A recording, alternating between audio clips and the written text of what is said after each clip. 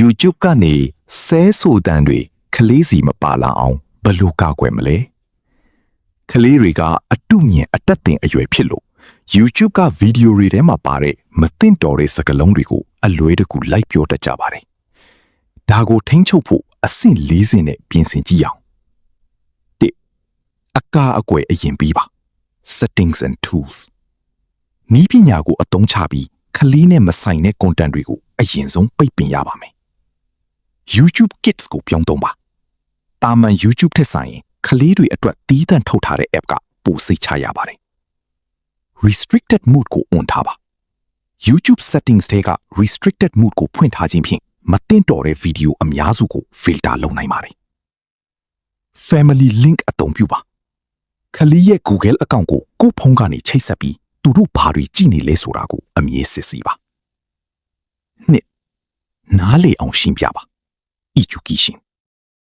တားမြစ်ယုံတယ်မကပဲဘာကြောင့်မပြောတင်တာလဲဆိုတာကိုကလေးရဲ့အမြင်နဲ့ရှင်းပြပြီးဖို့လိုပါတယ်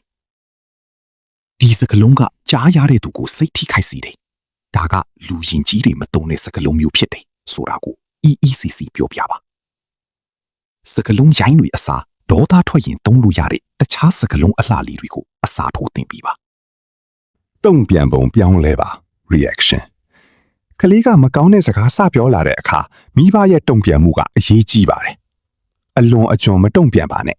မိဘကလန့်သွားတာဒါမှမဟုတ်ဒေါသတကြီးအော်ဟစ်လိုက်တာမျိုးဟာကလေးကိုအာယုံစိုက်ခံရတယ်လို့ထင်စေပြီးနောက်တစ်ခါထပ်ပြောဖို့တွန်းအားဖြစ်စေနိုင်ပါတယ်